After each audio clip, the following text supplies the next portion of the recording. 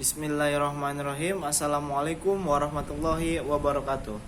Perkenalkan, nama saya Ahmad Rojil Gufron dengan NIM 2014-324. Baiklah, di sini saya akan menjelaskan sedikit poin-poin yang bisa saya ambil dari video yang di-share oleh dosen saya, yaitu Patrisna, mata kuliah pengantar ilmu ekonomi makro.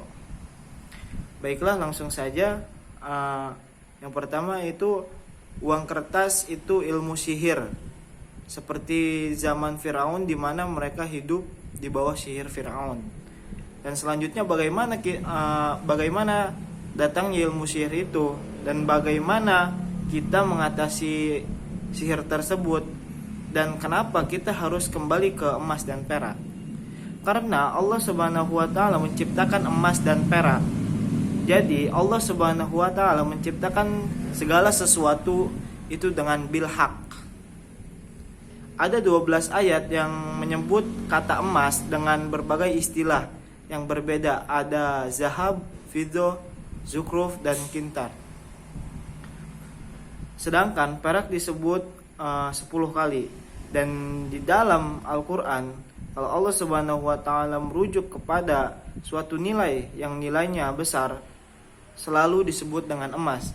Sedangkan menyebut angka atau harga atau timbangan yang kecil, maka disebut perak. Baik, yang selanjutnya, uang kertas dimunculkan bersama dengan konsep negara nasional atau hutang negara. Tugas pemerintah atau republik adalah mengambil hutang dari bank, menghabiskan hutang itu melalui apa yang disebut APBN. Wilayah domestik nasional itu adalah dekorasi, jadi setiap 5 tahun harus ganti. Tapi para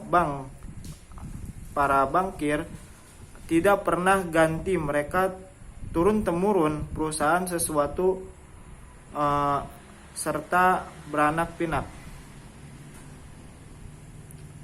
Apa yang harus kita lakukan adalah melakukan membalik seperti yang mereka dulu lakukan. Yang mereka dulu lakukan adalah mengambil emas dan perak dari orang tua kita. Mereka lembur menjadi batangan dan simpan ke brankas.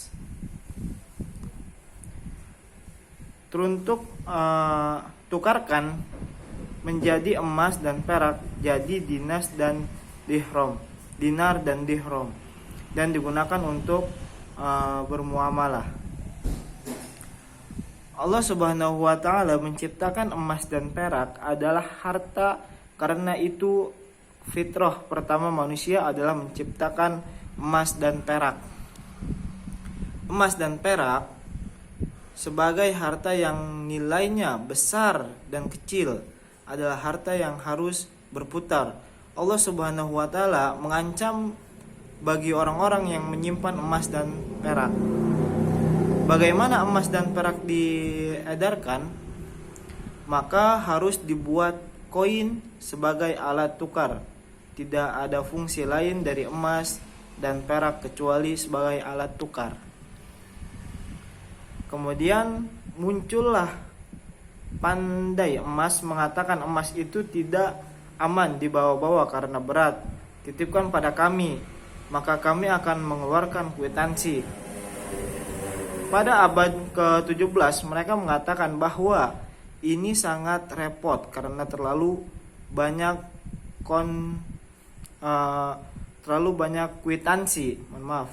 Karena terlalu banyak kwitansi, maka mereka bilang, berikan kami monopoli untuk mencetak alat tukar ini.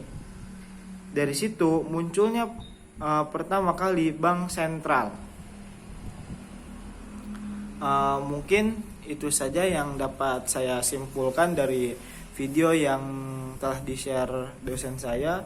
Kurang dan lebihnya mohon maaf.